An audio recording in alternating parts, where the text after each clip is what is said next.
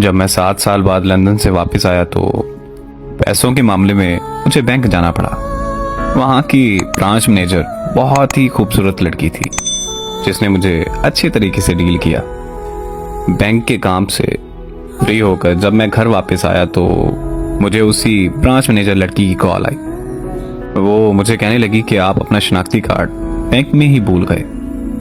तो मैंने उसे कहा कि मैं कल आकर बैंक से ले लूंगा, लेकिन वो शाम को हमारे घर आ गई। वो मुझसे कहने लगी कि मैं यहाँ पास में ही रहती हूँ।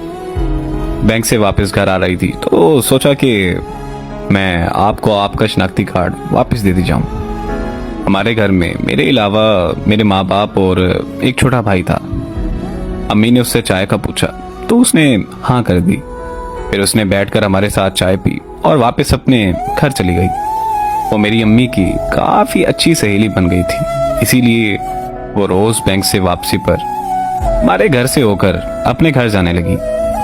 मैं और वो रोज़ शाम को चाय पीते और खूब बातें करते थे। हम ना सिर्फ अच्छे दोस्त बन गए बल्कि वो हमारे घर का एक फर्द बन चुकी थी।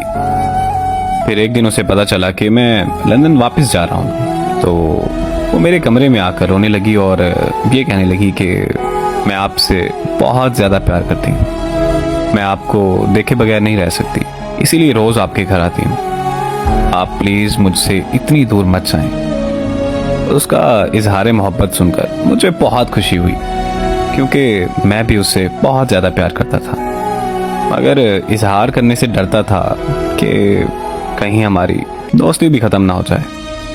फिर मैंने उसे अपने गले लगाकर अपनी मोहब्बत का इजहार किया और ये वादा किया कि मैं उसे छोड़कर कहीं नहीं जाऊंगा।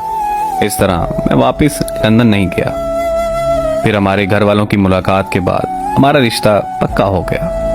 15 दिन बाद हमारी शादी रख दी गई। हम दोनों ने अपनी शादी की सारी शॉपिंग एक साथ की। हम दोनों बहुत खुश थे, लेकिन हमें क्या पता था कि हमारी खुशियों को किसी की नज़र लगने वाली है। हमारी शादी के एक हफ्ता पहले उसकी बड़ी बहन की मौत हो गई। उनके घर में मातम सा छा गया। ऐसे हालात में हमारी शादी मुमकिन नहीं थी, इसीलिए हमारी शादी कुछ महीनों के लिए रोक दी गई।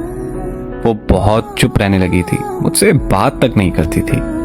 फिर एक दिन मुझे उसकी कॉल आई और वो रोते हुए मुझे कहने लगी कि मुझे माफ़ कर देना, मैं अपने बहनोई से शादी करने जा रही हूँ। अगर तुम ऐसा नहीं करोगी तो मेरी बहन के बच्चे रुल जाएंगे। और फिर रोते हुए उसने कॉल बंद कर दी। उसकी शादी वाले दिन मैं लंदन वापस चला गया और अब 3 साल बाद वापस आया हूँ।